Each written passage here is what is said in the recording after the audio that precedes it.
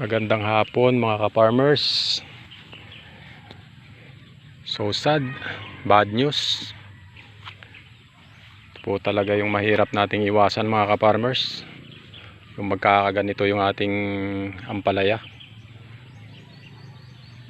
Napakarami ng fungicide talaga ng ginamit natin dito, pero talagang hindi maiwasan talaga na mangyari sa kanila yung ganito. Mapa-systemic, mapa-contact na fungicide. Talagang nagkakaroon ng ganito. Nakakalungkot lang. Dahil ayan, marami silang bunga. Marami pa naman bunga. Yan. Problema nalanta nga sila. No choice tayo kundi bunutin natin to mga ka-farmers. Wala na tayong magagawa rito.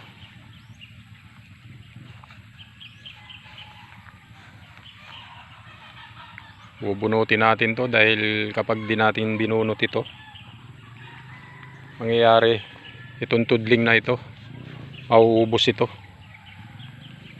hanggang dun. Maghahawa-hawa yan sila.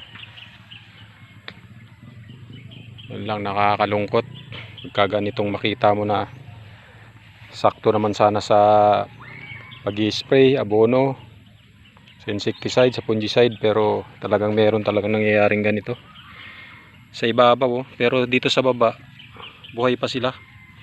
Ito lang talaga mula rito. Yan buhay yung baba. Pagdating dito, yan, wala na, lanta na.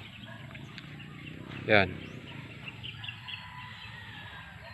Ayan yung sinasawag na southern tawag nun. Basta yun ang sakit na yan. Biglang nalalanta. Sayang ang kanilang bunga.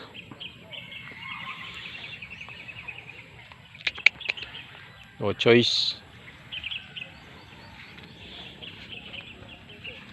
Yan dahil kung hindi natin tatanggalin to mga ka-farmers, itong magaganda rito, yan, mauubos yan.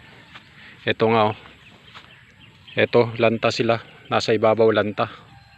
Yan, lanta. Pero dito sa baba, ito yung sanga nila sa baba, buhay na buhay. Pagdating dito, pagdating sa part dito, wala na, malanta na. So tetry natin, puputulin natin to hanggang dito siguro, or hanggang dito. Tingnan natin kung mabubuhay pa. Kunin natin itong parte ng nalanta. Okay, hanggang dyan lang mga ka-farmers. Gagawin ko munang bunutin ko muna itong mga nalanta. Okay, maraming salamat. So sad.